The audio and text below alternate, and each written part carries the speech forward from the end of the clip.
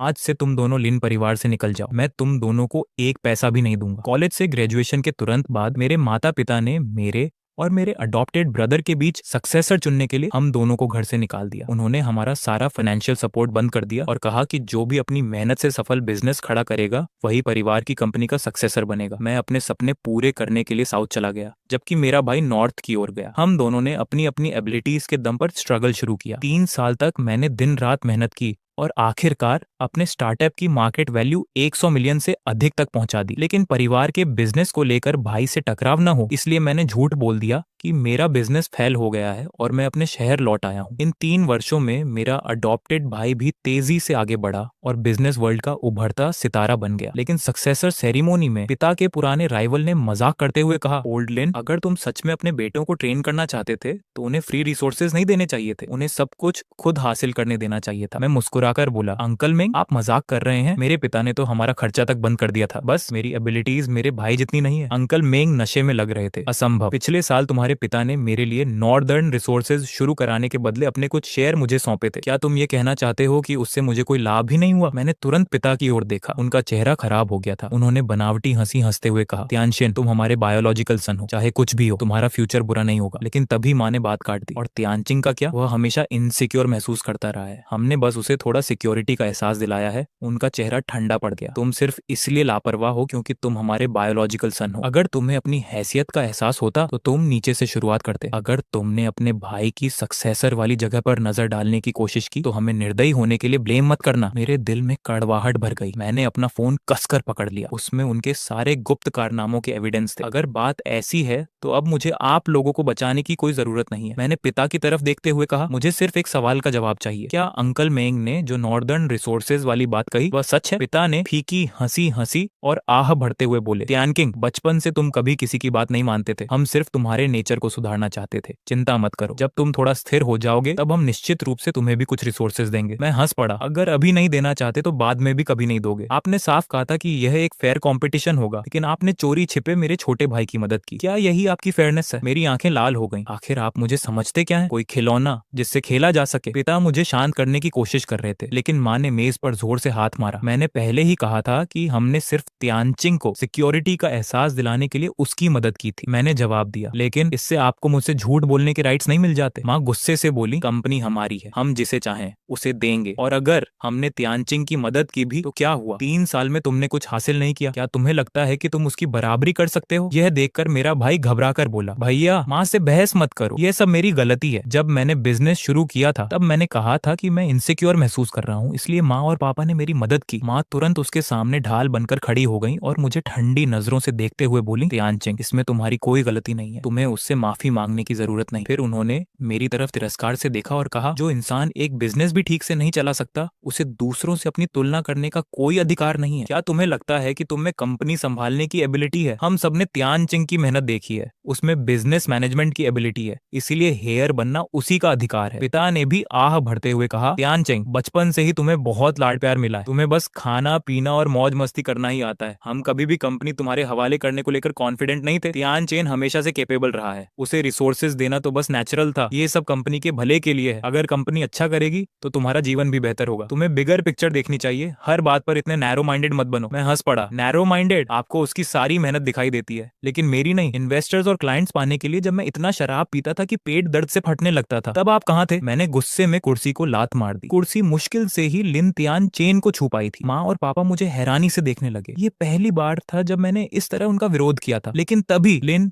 त्यानचेन अचानक जमीन पर गिर पड़ा और दर्द से चिल्लाने लगा, आह, मेरी टांग। भैया, आप सही हैं मुझे मारने के लिए। मैं तो सिर्फ एक अडॉप्टेड बेटा हूँ। मुझे आपकी सक्सेसर वाली जगह नहीं लेनी चाहिए थी। मुझे सक्सेसर नहीं बनना। कृपया मुझे और मत चोट पहुंचाइए। ये देखकर पिता का चेहरा गुस्से से भर गया। बचपन में भी तुम त्यानचेन को बहुत सताते थे। अब समझ आया कि हमारा फैसला बिल्कुल सही था, वरना अगर तुम सक्सेसर बन जाते तो एक दिन उसे मार ही डालते। माँ घबराकर मेरे भाई की पैंट ऊपर करने लगी। वहाँ केवल एक छोटी सी खरोंच थी, लेकिन फिर भी उन्होंने मुझे घूरते हुए कहा, अगर त्यानचेन को कुछ भी हुआ तो कभी भी लिन परिवार में वापस मत आना और सक्सेसर बनने का सपना भी भूल जाओ। उन्हें तियान चेन की इस तरह रक्षा करते देखकर मेरा दिल पूरी तरह ठंडा पड़ गया। मैंने कड़वी मुस्कान के साथ कहा, अगर बात ऐसी है तो आज से हमारा रिश्ता खत्म। सक्सेसर की बात तो छोड़िए, अब मुझे पूरी लिन कॉर्पोरेशन में भी कोई दिलचस्पी नहीं है। इतना कहकर मैं प्राइवेट रूम से बाहर निकल गया, लेकिन जैसे ही मैंने दरवाजा जोर से बंद किया, मुझे अंकल मिंग की आवाज सुनाई दी। ओल्ड लिन, इसका मुझसे कोई लेना देना नहीं है। तुम ही चाहते थे कि इस मौके का इस्तेमाल करके तियानचिंग को दबाया जाए ताकि तियान चेन आसानी से लिन परिवार का सक्सेसर बन सके, इसीलिए तुमने मुझसे वे बातें कहलवाई थी। पिता ने आह भरते हुए कहा, काश मुझे पता होता कि वह इतनी हार्श रिस्पॉन्स देगा तो मैं ऐसा नहीं करता। मैं चलते चलते रुक गया। मेरे दिल में अब भी उम्मीद की एक छोटी सी किरण बाकी थी कि शायद उन्हें मेरे लिए थोड़ी चिंता हो, लेकिन उनके अगले शब्दों ने मेरे दिल को पूरी तरह जमा दिया। अगर वह मन में नफरत पाल ले और तियान चेन से बदला लेने की कोशिश करे तो क्या तुम भूल गए हमने उसके इन्वेस्टर्स और क्लाइंट्स को रिश्वत दी थी ताकि वह कभी दोबारा खड़ा ही ना हो सके। अभी तो वह सिर्फ बहादुरी का दिखावा कर रहा है। जब वह सचमुच बुरी तरह टूट जाएगा तब घिसटता हुआ वापस हमारे पास आएगा। माँ ने ठंडी हंसी हंसते हुए कहा। ये सुनकर मैं अपने आंसू रोक नहीं पाया। तो यही वजह थी, तभी मुझे इन्वेस्टर्स नहीं मिल पा रहे थे, तभी कोई क्लाइंट मेरे साथ काम नहीं करना चाहता था। ये सब पहले से ही उनके द्वारा रची गई साजिश थी। अगर मैंने समय रहते अपना ध्यान इंटरनेशनल मार्केट्स की ओर न मोड़ा होता तो शायद आज मैं भारी कर्ज में डूबा हुआ होता और मेरे पास वापस उठने का कोई रास्ता नहीं बचता। उसी सेकंड क्लाइंट्स के साथ शराब पी पी कर खराब किया हुआ मेरा पेट अचानक फिर से दर्द करने लगा। मैं कमजोर और असहाय महसूस कर रहा था। तभी बाहर से एम्बुलेंस का सायरन सुनाई दिया। सफेद कोट पहने कई मेडिकल कर्मचारी स्ट्रेचर लेकर तेजी से अंदर दौड़े और पीछे की ओर भागे। मेरे माथे पर ठंडा पसीना छलक आया। मैं उन्हें रोकने के लिए आगे बढ़ा। माफ कीजिए, मुझे जाने दीजिए। अंदर कोई गंभीर रूप से घायल है और उसे तुरंत इलाज की जरूरत है। लेकिन वे मुझे नजरअंदाज करते हुए सीधे उस निजी कमरे में चले गए जहां लिन तियान चेन मौजूद था। कुछ ही देर बाद लिन तियान चेन को स्ट्रेचर पर बाहर लाया गया। जब वह मेरे पास से गुजरा तो एक मेडिकल एम्प्लॉई ने मेरा पीला चेहरा और पेट पकड़े हुए मेरी हालत देखी और तुरंत कहा, लगता है इन्हें भी बहुत दर्द हो रहा है। लेकिन उसकी बात पूरी होने से पहले ही माँ बोल उठी, उसकी चिंता मत करो, पहले मेरे बेटे को अस्पताल ले जाओ। अगर इलाज में जरा भी देरी हुई तो मैं तुम्हारी कंप्लेंट कर दूंगी। पिता भी तुरंत उनका साथ देने लगे। असल में यह भी मेरा बेटा है, लेकिन ये अपने छोटे भाई से सक्सेसर की रेस हार गया, इसलिए इसने उसे चोट पहुंचाई है। ये बस दया पाने का नाटक कर रहा है। बचपन से ही यही चाल चलता आया है। मेडिकल स्टाफ ने मुझे डिस्गस्ट भरी नजरों से देखा और जल्दी से लिन तियान चेन को एम्बुलेंस में चढ़ा दिया। दरवाजा बंद होने से ठीक पहले लिन तियान चेन ने मेरी तरफ देखकर एक घमंडी मुस्कान दी। मेरे पेट का दर्द लगातार बढ़ता जा रहा था। आखिरकार एक दयालु अजनबी ने मेरे लिए एम्बुलेंस बुला दी। अस्पताल पहुंचने पर डॉक्टर ने कहा, अगर आप थोड़ी देर और कर देते तो पेट में फिर से स्टमक परफोरेशन हो सकता था। भर्ती होने और दवा लेने के बाद दर्द धीरे धीरे कम होने लगा। उसी समय लिन तियान चेन ने एक वीडियो पोस्ट किया। वीडियो में पिता उसे सक्सेसर के डॉक्यूमेंट्स पर साइन करवाते दिख रहे थे, जबकि माँ अपने हाथों से उसे न्यूट्रिशियस सूप पिला रही थी। कैप्शन था, धन्यवाद माँ और पापा मुझे हमेशा सबसे अच्छा देने के लिए। मैं कड़वाहट से हंस पड़ा। कितना हास्यास्पद था। मैं इस डर से कि प्रॉपर्टी को लेकर मेरे और मेरे भाई के बीच विवाद न हो जाए दिन रात मेहनत करके अपनी कंपनी को और बड़ा और मजबूत बना रहा था। मुझे थोड़ी थोड़ी उम्मीद थी कि मेरे माता पिता मेरी अचीवमेंट्स पर प्राउड महसूस करेंगे, लेकिन आज उन्हें उसके साथ ऐसा बिहेवियर करते देखकर मुझे एहसास हुआ कि मैं कितना मूर्ख था। उन्होंने मुझे कभी अपना बेटा माना ही नहीं। बचपन से ही जब भी लिन तियान चेन किसी चीज की इच्छा करता, वे हमेशा मुझे उसे दे देने के लिए मजबूर करते थे। वह जो भी कहता वे बिना किसी शक के उस पर विश्वास कर लेते थे, जबकि उनकी नजरों में मैं सिर्फ एक निकम्मा, बेकार और अय्याश लड़का था। शायद उनकी नजर में मेरी कीमत एक कुत्ते से भी कम थी। तभी मेरे सबोर्डिनेट का मैसेज आया, बॉस लिन कॉर्पोरेशन के टैक्स मामले के बारे में कहा जा रहा है कि इस बार उन्होंने भारी टैक्स चोरी की है और अगले 2 दिनों में सख्त ऑडिट होने वाला है। हमें तुरंत 20 मिलियन युआन की व्यवस्था करनी होगी, वरना बड़ी समस्या खड़ी हो जाएगी। मैंने सिर हिलाते हुए जवाब दिया, जरूरत नहीं है, वह 20 मिलियन नए प्रोजेक्ट में इन्वेस्ट कर दो। लिन परिवार का सक्सेसर अब तय हो चुका है। मेरा वहाँ कोई अधिकार या हैसियत नहीं बची। अस्पताल से डिस्चार्ज होने के बाद मेरा इरादा सीधे साउथ लौटने का था, लेकिन अचानक ट्रेन सर्विसेज टेम्पोरेरीली बंद हो गई। अनाउंसमेंट हुई कि 1 सप्ताह तक ट्रेनें नहीं चलेंगी। मेरे पास करने को कुछ नहीं था, इसीलिए मैं लिन कॉर्पोरेशन पहुंच गया। स्टार्टअप के शुरुआती दौर में मैंने चुपचाप कई करोड़ युआन का एक बड़ी बिजनेस डील के लिए लिन कॉर्पोरेशन के नाम पर ट्रांसफर कर दी था। मेरा इरादा बाद में उन्हें यह बताकर एक बड़ा सरप्राइज देने का था, लेकिन अब लगता है कि उस सरप्राइज की कोई जरूरत नहीं रही। लिन कॉर्पोरेशन में सेल्स और फाइनेंस डिपार्टमेंट पूरी तरह अलग अलग काम करते थे। फाइनेंस डिपार्टमेंट यही समझता कि वह डील सेल्स टीम ने हासिल की है। अब मैं वे बिजनेस डील वापस लेना चाहता था, इसलिए सबसे पहले मुझे उसकी इनकम और करंट सिचुएशन को वेरीफाई करना था। लेकिन जैसे ही मैं कंपनी के अंदर दाखिल हुआ, मेरी मुलाकात अचानक लिन तियान चेन से हो गई। वह मेरे पास आया और व्यंग्य भरे लहजे में बोला, भैया माँ और पापा कह रहे थे कि अब आपके पास जाने के लिए कोई जगह नहीं है, इसलिए आप जरूर कंपनी में आएंगे। मुझे उम्मीद नहीं थी कि आप सच में आ जाओगे। अब उसने पूरी तरह अपना असली चेहरा दिखा दिया था। मुझे अब किसी सो कॉल्ड ब्रदरहुड के रिश्ते निभाने की जरूरत नहीं थी। मैंने शांत स्वर में कहा, लिन कॉर्पोरेशन का भविष्य का सीईओ बनने के लिए तुमने सचमुच बहुत मेहनत की है। वह नाक सिकोड़ कर हंसा। और क्या करता, बचपन से ही तुम हर चीज में मुझसे बेहतर रहे हो। अगर मैं कुछ चाले न चलता तो तुम्हें हराने का कॉन्फिडेंस ही नहीं होता। उसके चेहरे पर घमंड भरी मुस्कान फैल गई। फिर वह मेरे करीब आया और मुस्कुराते हुए बोला, ओ हाँ, एक और बात, पापा ने पहले ही लू परिवार को बता दिया है कि मैं ही सक्सेसर हूँ। परसों मेरी सगाई लू त्यांशुआन से होने वाली है। तुम बचपन से उसे पसंद करते थे, है ना? अब कैसा लग रहा है? उसकी छोटी सोच वाली जीत देखकर मेरे अंदर गुस्से की लहर दौड़ गई। मैं अभी भी हमारे रिश्ते को सुधारने के बारे में सोच रहा था, लेकिन वह तो मेरी हर चीज छीन लेने पर तुला हुआ था। मैंने उसका कॉलर पकड़ लिया। उसी समय माँ और पापा सीढ़ियों से नीचे आए और उन्होंने यह सीन देख लिया। माँ गुस्से से चिल्लाई, क्या कर रहे हो तुम? अभी उसे छोड़ो। पिता दौड़कर आए और मुझे जोर से धक्का दिया। फिर वे लीन त्यान चेन के सामने ढाल बनकर खड़े हो गए। उन्होंने मुझे ऐसे घूरा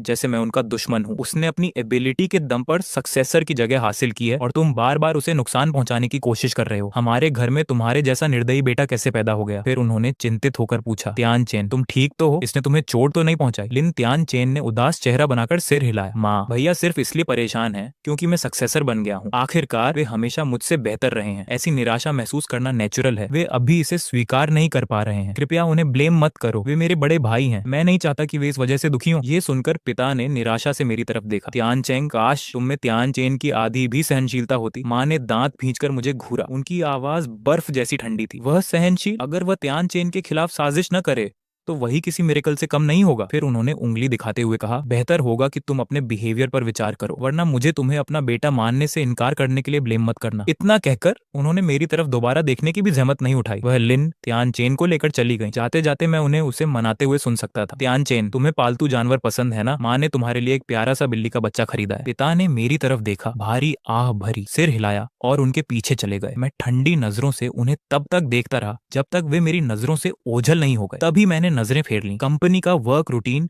उस दिन के लिए बंद हो चुका था। मैंने काफी देर तक खोजबीन की और आखिरकार उस प्रोजेक्ट की पूरी जानकारी निकाल ली। लेकिन इसी दौरान मुझे एक चौंकाने वाली बात पता चली। 1 साल पहले माँ और पापा ने लिन त्यान चेन का मन बहलाने के लिए कंपनी के पैसे निकालकर उसके लिए एक आलीशान यॉट खरीद दिया था। बाद में जब उसका मन भर गया तो उसने उस जहाज को बेच भी दिया, लेकिन इस पूरे लेन देन को कंपनी के रिकॉर्ड में छिपा दिया गया था। मैंने और गहराई से जांच की तो ऐसे कई और मामले सामने आए। इन सब में न जाने कितनी टैक्स चोरी की गई थी। पिछले साल एक दोस्त ने मुझे बताया था कि लिन ग्रुप टैक्स चोरी कर रहा है। तब मैंने बहुत बड़ी कीमत चुकाकर उनकी कमियों को छिपाने में मदद की थी, लेकिन इस बार मैं उनके लिए फिर से ऐसा जोखिम नहीं उठाने वाला था। ट्रेन सर्विस शुरू होने में अभी कुछ दिन बाकी थे, इसलिए मैंने एक होटल में कमरा ले लिया। अगली शाम न जाने कैसे मेरे माता पिता को मेरे ठिकाने का पता चल गया। जैसे ही मैं बाहर निकला उन्होंने मुझे रोक लिया। मुझे देखते ही माँ ने तिरस्कार भरी मुस्कान के साथ कहा, क्या तुम्हें लगा था कि तुम ज्यादा दिन छिपे रह पाओगे? ऐसी घटिया जगह में रह रहे हो, तुम्हें परिवार की इज्जत की बिल्कुल परवाह नहीं है क्या? या फिर अब तुम्हें इसकी आदत पड़ गई है? हमारे सहारे के बिना तुम बस ऐसे सस्ते होटल में ही रह सकते हो। सच तो ये है कि तुम पूरी तरह असफल हो, एक निकम्मे इंसान जो सिर्फ परिवार पर निर्भर रह सकता है। मैंने उनकी बातों को अनसुना किया, मुड़ा और वहां से जाने लगा। लेकिन लिन त्यानशिन मेरे सामने आकर खड़ा हो गया। भैया, ऐसी कौन सी बात है जो बैठकर सुलझाई नहीं जा सकती? इस बार मैं ही माँ और पापा को आपके पास लेकर आया हूँ। मैं आपको कल मेरी और लू चांचान की सगाई में बुलाने आया हूँ। मैंने माँ और पापा से कह दिया है कि कंपनी के 1,000वें हिस्से के शेयर आपको दे दिए जाए। अब जिद छोड़िए और हमारे साथ घर चलिए। पिता ने सिर हिलाया और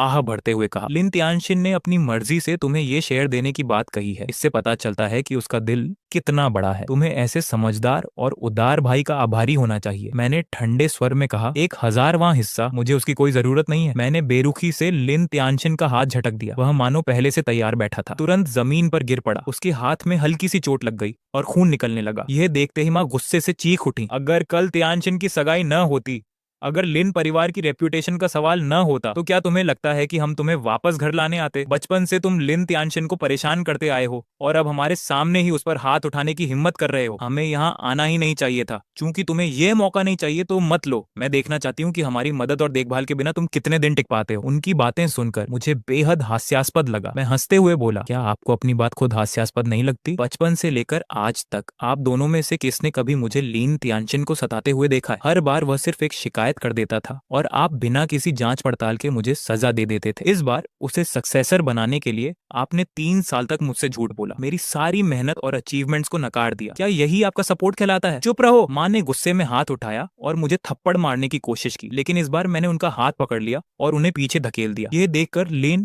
तियानशिन तुरंत आगे बढ़ा और उन्हें संभाल लिया। फिर आंसू भरी आवाज में मेरी तरफ देखकर बोला, भैया, माँ ने आपको पालने पोसने में कितनी मेहनत की है, क्या आप उन्हें इसी तरह बदला देंगे? अभी माँ से माफी मांगिए। फिर वह माँ की ओर मुड़ा और बोला, माँ, भैया का ऐसा मतलब नहीं था, वह बस इस बात को स्वीकार नहीं कर पा रहे कि आपने कंपनी मुझे दे दी। आखिरकार मैं तो सिर्फ एक गोद लिया हुआ बेटा हूँ, शायद सक्सेसर भैया को ही बना देना चाहिए। लेकिन माँ ने उसे रोक दिया और कठोर चेहरे के साथ बोली, तियानशिन, तुम्हें उसके लिए बहाने बनाने की जरूरत नहीं है। वह एक एहसान फरामोश सांप के अलावा कुछ नहीं। अगर मुझे पहले पता होता कि वह ऐसा निकलेगा तो उस समय उसे बाहर ठंड में मरने के लिए छोड़ देती। पिता भी गंभीर चेहरे के साथ आगे बढ़े, तियानशिन, आज तुमने हद पार कर दी। तुम्हें माँ को इस तरह दुखी नहीं करना चाहिए था और तुम्हें तियानशिन के साथ भी ऐसा व्यवहार नहीं करना चाहिए था। तुम्हें उन दोनों से माफी मांगनी होगी। ऐसा करो, कल तियानशिन की सगाई में कोई अच्छा सा गिफ्ट लेकर आना, सबके सामने उससे माफी मांग लेना, फिर यह मामला यहीं खत्म हो जाएगा। उनकी बातें सुनकर मैंने सिर झुका लिया और इतनी जोर से हंसने लगा कि मेरा पूरा शरीर कांपने लगा। वाकई आप लोग एक आदर्श परिवार हैं। ये सुनकर पिता ने सिर हिलाया। परिवार में तुम भी शामिल हो। कल जब तुम आओगे तब हम सब मिलकर तियानशिन की खुशियां देखेंगे। मैंने अपनी फीलिंग्स को काबू में करने की पूरी कोशिश की। खुद को शांत करते हुए मैंने सिर उठाया और जबरन मुस्कुराया। ठीक है, मैं कल आऊंगा। कुछ हिसाब किताब अब चुकता करने ही होंगे। उन्हें कार में बैठकर जाते हुए देखकर मेरे होंठों पर हल्की मुस्कान उभर आई। फिर मैंने एक टैक्सी ली और सीधे लू कॉर्पोरेशन की ओर निकल गया। अगले दिन शहर का सबसे बड़ा होटल रोशनी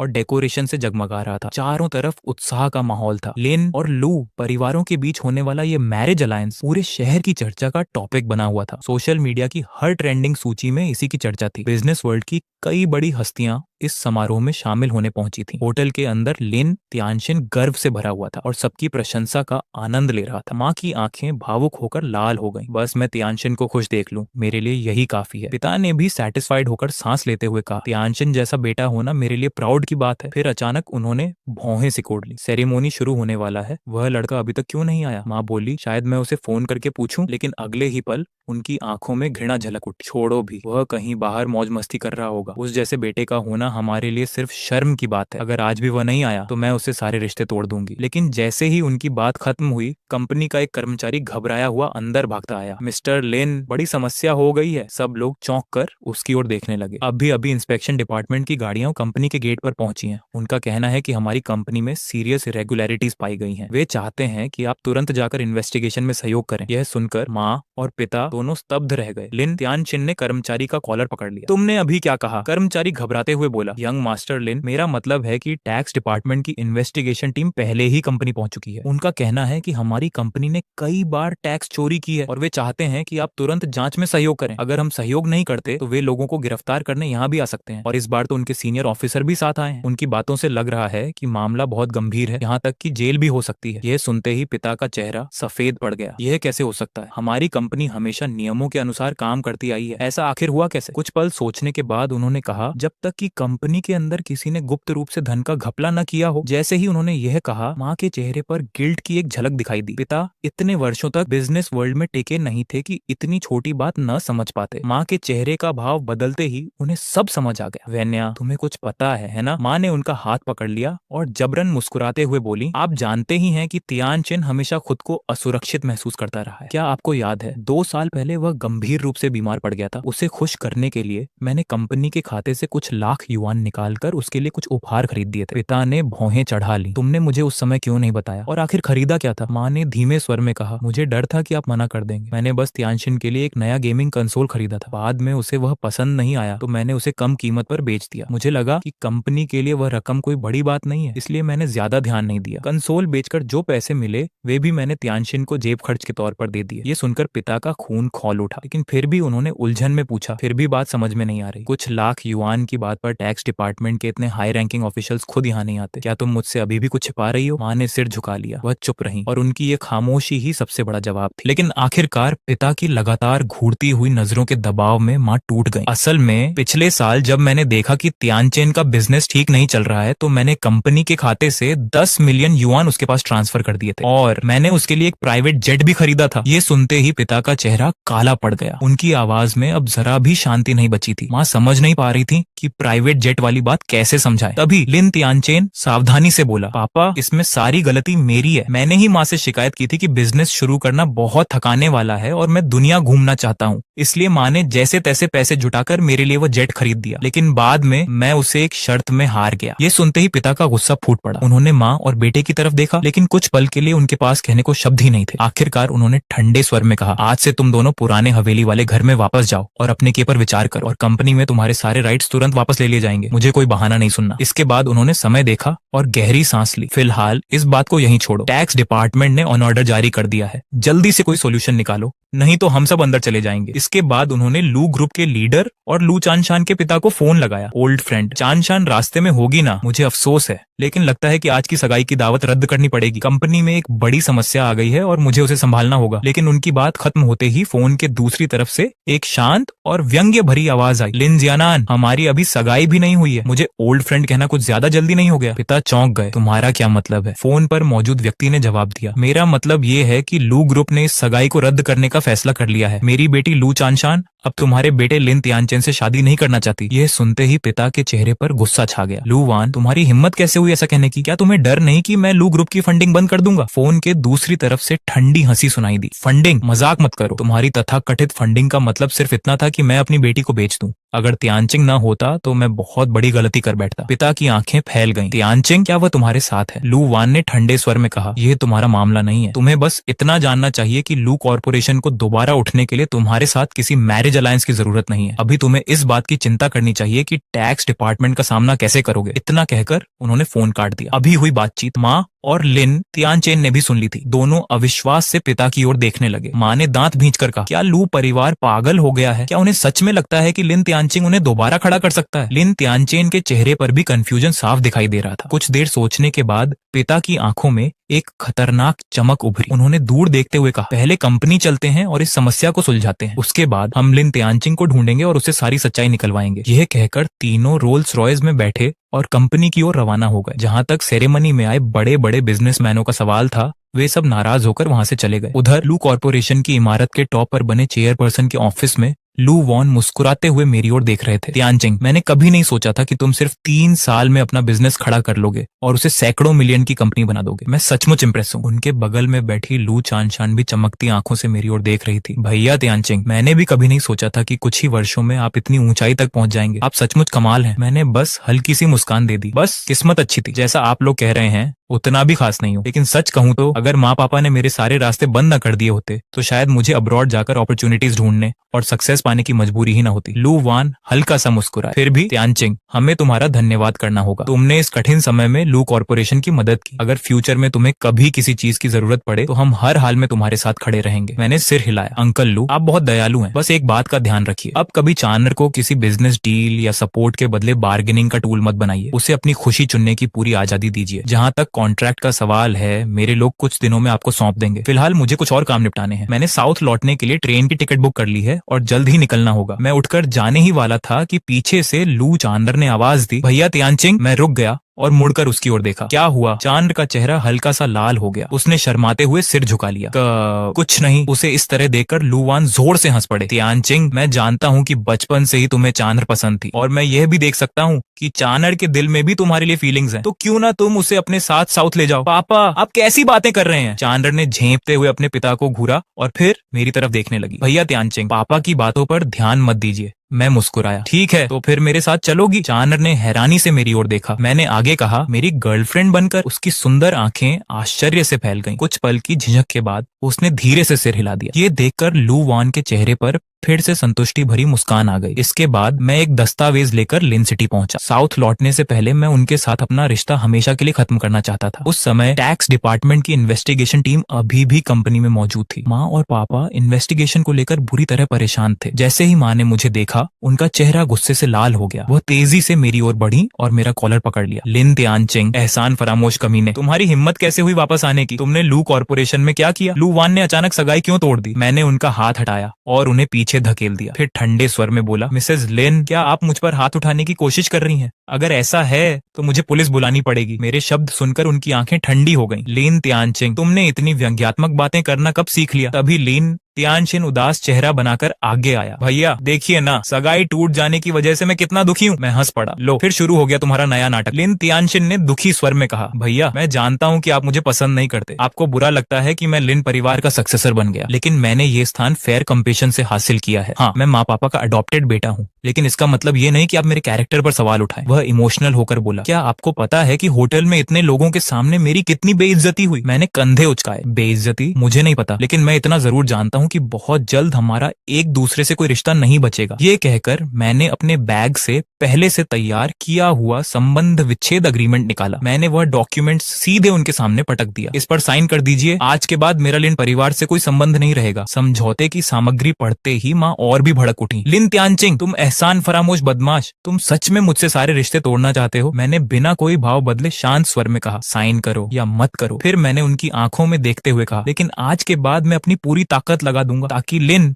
तियानचिन से सक्सेसर की वह कुर्सी छीन सकूं। यह सुनते ही माँ ने तुरंत मेरे हाथ से पेन छीन लिया और बिना एक पल गंवाए एग्रीमेंट पर अपना नाम लिख दिया। यहाँ तक कि लिन तियानशिन के लिए उन्होंने पिता की तरफ से भी साइन कर दी। फिर उन्होंने लिन तियानशिन की ओर देखकर कहा, तियानशिन तुम भी साइन कर दो। आज से मेरा कोई ऐसा नालायक बेटा नहीं है और तुम्हारा भी ऐसा एहसान फरामोश भाई नहीं है। यह सुनकर लिन तियानशिन ने दिखावे के लिए कुछ अनिच्छा जताई, लेकिन अगले ही पल उसने भी जल्दी से अपना नाम लिख दिया। मेरे होंठों पर हल्की मुस्कान उभर आई। मैंने धीरे धीरे उस संबंध विच्छेद एग्रीमेंट को मोड़ा और जेब में रख लिया। आज के बाद मेरा और लिन फैमिली से मेरा कोई रिलेशन नहीं रहेगा। उसी समय पिता कुछ एम्प्लॉयज के साथ फाइनेंशियल डिपार्टमेंट से बाहर निकले। उनके चेहरे को देखकर साफ पता चल रहा था कि इन्वेस्टिगेशन में काफी एविडेंस मिल चुके थे। उन एम्प्लॉयज में से एक ने मुझे देखा और मुस्कुराते हुए मेरी तरफ बढ़ाया। अरे तियानचिंग, तुम तो साउथ वापस जाने वाले थे, अभी तक गए नहीं? मैं भी मुस्कुराया। ओल्ड सॉन्ग, आप भी यहाँ हैं? मेरी ट्रेन 2 दिन बाद है, कोई जल्दी नहीं है। कैसा रहेगा आज रात साथ बैठकर कुछ पीते हैं? उन्होंने हंसते हुए सिर हिलाया। लेकिन ये सीन देखकर माँ, पिता और लिन तियानचिन तीनों स्तब्ध रह गए। पिता जल्दी से मेरी ओर आए। उन्होंने अपने गुस्से को दबाते हुए चेहरे पर मुस्कान लाने की कोशिश की। तियानचिंग, तुम डायरेक्टर सॉन्ग को जानते हो? मैंने उनकी ओर देखना भी जरूरी नहीं समझा। मैंने सिर्फ ओल्ड सॉन्ग से कहा, आज रात मिलते हैं। ये कहकर मैं जाने के लिए मुड़ा, लेकिन पिता ने रास्ता रोक लिया। फिर उन्होंने डायरेक्टर सॉन्ग की ओर देखकर कहा, डायरेक्टर सॉन्ग, तियानचिंग मेरा बेटा है। मुझे पता ही नहीं था कि वह आपका फ्रेंड है, चूंकि हम सब अपने ही लोग हैं। क्या आप? लेकिन उनकी बात पूरी होने से पहले ही ओल्ड सॉन्ग ने उन्हें ठंडे स्वर में मना कर दिया। यह देखकर पिता मेरी ओर मुड़े। इस बार उनके स्वर में विनती थी। तियानचिंग, क्या तुम मेरे लिए एक अच्छी बात नहीं कह सकते? वह पैसा तुम्हारी माँ के खाते में गया था और तुम्हारे भाई पर खर्च हुआ था। अगर सचमुच इन्वेस्टिगेशन हुई तो तुम्हारी माँ और तुम्हारा भाई जेल चले जाएंगे। मैंने ठंडी नजरों से उनकी ओर देखा। उससे मेरा क्या लेना देना? फिर मैंने जेब से वही संबंध विच्छेद एग्रीमेंट निकाला और उनके सामने लहरा दिया। और एक बात, हम पहले ही सारे रिश्ते खत्म कर चुके हैं। मुझे उस अपनापन भरे लहजे में मत बुलाइए। अपने ही नाम के साइन उस डॉक्यूमेंट पर देखकर लिन जियानान पूरी तरह सन्न रह गए। तियानचिंग, ये सब क्या है? मेरे नाम से इस पर साइन किसने किए? मैं इसे स्वीकार नहीं करता। वह एग्रीमेंट छीनकर फाड़ने ही वाले थे कि माँ आगे बढ़कर उन्हें रोक लिया। ओल्ड लिन, उसने तियानचिन को धमकाकर उसकी सक्सेसर वाली जगह छीनने की कोशिश की थी। ऐसे एहसान फरामोश को फैमिली में रखने की क्या जरूरत है? मुझे विश्वास है कि हम इसके बिना भी इस मुश्किल से निकल सकते हैं। निकल नहीं सकते। पिता अवाक रह गए। उसी समय ओल्ड सॉन्ग अचानक व्यंग्य से हंस पड़े। वह मेरे पास आए और मेरे कंधे पर हाथ रखा। भाई, क्या तुमने इन्हें अब तक नहीं बताया कि इनके लिए तुमने क्या क्या किया है? मैं कड़वाहट भरी मुस्कान के साथ बोला, बताकर भी क्या फायदा? क्या आपको सच में लगता है कि ये लोग मेरी बात पर विश्वास करेंगे? इनकी नजरों में मैं कभी कुछ था ही नहीं। इनके लिए उस अडॉप्टेड बेटे की कीमत मुझसे कहीं ज्यादा है। इनकी नजरों में मेरी हैसियत तो एक कुत्ते से भी कम रही है। ओल्ड सॉन्ग ने सिर हिलाया। फिर उन्होंने पिता की ओर देखकर कहा, क्या आपको पता भी है कि अगर तियानचिंग ने आपके लिए भारी भरकम जुर्माना न भरा होता तो परसों नहीं बल्कि 2 साल पहले ही आपकी कंपनी की इन्वेस्टिगेशन शुरू हो जाती? लेकिन आपकी आंखों में तो सिर्फ वही अडॉप्टेड बेटा बसता है जो हर समय कंप्लेंट करता रहता है। सच कहूं तो ये बेहद हास्यास्पद है। ये सुनते ही पिता का चेहरा बदल गया। उन्होंने अविश्वास से मेरी ओर देखा। उसकी आंखों में कुछ अलग सा भाव उभरा। लेकिन माँ पूरी तरह बौखला चुकी थी। क्या मैंने उससे मदद मांगी थी? कौन जाने उसके मन में क्या स्वार्थ रहा होगा। वह हमेशा से निकम्मा ही रहा है। यह सुनकर भले ही हमारा रिश्ता पहले ही टूट चुका था, फिर भी मेरे दिल में दर्द उठा। उसी समय लू परिवार की कार धीरे धीरे आकर रुकी। लू वान और उनकी बेटी लू चान कार से उतरे। मैंने लू चान की ओर हल्की मुस्कान के साथ देखा। तुम यहाँ कैसे? लू चान शरारती मुस्कान के साथ बोली, पापा को अंदाजा था कि तुम यहाँ आओगे। उन्हें डर था कि तुम अकेले पड़ जाओगे, इसीलिए वे खास तौर पर मुझे तुम्हारा साथ देने के लिए लाए हैं। ये कहकर वह मेरे पास आई और मेरा हाथ थाम लिया। मेरे दिल में गर्माहट सी भर गई। मामला तो अब सुलझ चुका है। उन्हें देखकर माँ का गुस्सा और भड़क गया। उन्होंने लू वान की ओर उंगली उठाकर कहा, क्या यही तुम्हारा वादा निभाने का तरीका है? मेरे बेटे को सबके सामने मूर्ख बना दिया। मैं पूरे शहर में तुम्हारे लू परिवार की जिंदगी मुश्किल कर दूंगी। फिर उन्होंने लू चान चान की ओर इशारा किया, और तुम अभी कुछ देर पहले तक मेरे बेटे की फियांसी बनने वाली थी और अब इस एहसान फरामोश के साथ घूम रही हो। तुमने सभी औरतों को शर्मिंदा कर दिया है। लू चान चान जवाब देने ही वाली थी कि मैं उसके सामने आकर खड़ा हो गया। मैंने माँ की आंखों में देखते हुए ठंडे स्वर में कहा, मेरी गर्लफ्रेंड से माफी मांगो, वरना लिन परिवार के खिलाफ मैं भी कोई रियायत नहीं दिखाऊंगा। माहौल अचानक सीरियस हो गया। तभी ओल्ड सॉन्ग वहां आए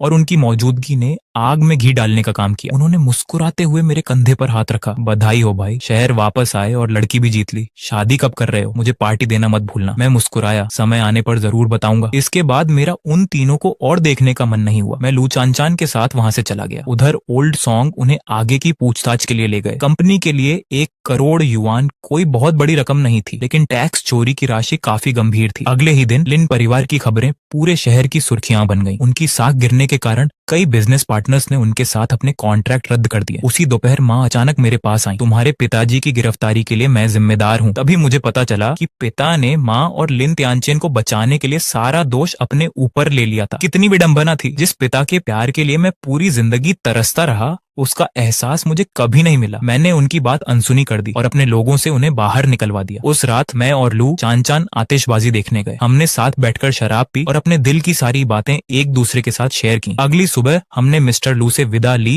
और साउथ की ओर जाने वाली ट्रेन में सवार हो गए। रवाना होने से पहले मुझे पता चला कि लिन त्यानचेन ने लिन कॉर्पोरेशन की कमान संभाल ली है, लेकिन मेरी नजर में उसकी एबिलिटी इतनी नहीं थी कि वह लिन परिवार को आगे बढ़ा सके। हालांकि अब ये सब मेरी चिंता का टॉपिक नहीं था। साउथ पहुंचते ही मैंने लू परिवार के साथ एक बड़े प्रोजेक्ट पर पार्टनरशिप शुरू कर दी। लू चान चान के साथ मिलकर मैंने अपनी कंपनी को दिन ब दिन आगे बढ़ते देखा। 3 महीने बाद लू चान चान को पता चला कि वह गर्भवती है। हमने शादी की तैयारियों के लिए वापस लौटने का फैसला किया, लेकिन लौटते ही मिस्टर लू ने एक चौंकाने वाली खबर सुनाई। लिन परिवार का कारोबार दिवालिया हो चुका था। लिन त्यानचेन ने कंपनी को बेहद कम कीमत पर एक राइवल कंपनी को बेच दिया था। पैसा हाथ में आते ही माँ उसका अधिकांश हिस्सा कर्जा चुकाने में लगाना चाहती थी, लेकिन उसी समय लिन त्यानचेन सारा पैसा लेकर गायब हो गया। उसकी इस हरकत ने माँ को पूरी तरह तोड़ दिया। वह गंभीर रूप से बीमार पड़ गई और अस्पताल में भर्ती हो गई। आखिरकार वह मेरी माँ थी। लू चान चान के कहने पर मैं उनसे मिलने अस्पताल गया, लेकिन मुझे देखते ही उनकी आंखों में खुशी नहीं, केवल नफरत दिखाई दी। यह सब तुम्हारी वजह से हुआ है, उन्होंने चीखते हुए कहा। अगर तुमने मदद करने से इनकार नहीं किया होता तो तुम्हारे पिता जेल नहीं जाते, तुम्हारा भाई भी आराम से कंपनी चला रहा होता और वह हमें छोड़कर नहीं जाता। इतना कहकर वह मेरी ओर झपटी। मुझे डर था कि कहीं वह लू चान चान को नुकसान न पहुंचा दे, इसलिए मैं तुरंत उसे लेकर वहां से चला गया। असल में लिन त्यानचेन कभी भी कंपनी का रियल ओनर नहीं था, वह सिर्फ सक्सेसर था। अंतिम निर्णय तो हमेशा मेरे पिता के हाथ में ही था। शायद जेल में रहते हुए पिता को आखिरकार लिन त्यानचेन का असली चेहरा दिखाई दे गया था। कुछ ही समय बाद लिन त्यानचेन संपत्ति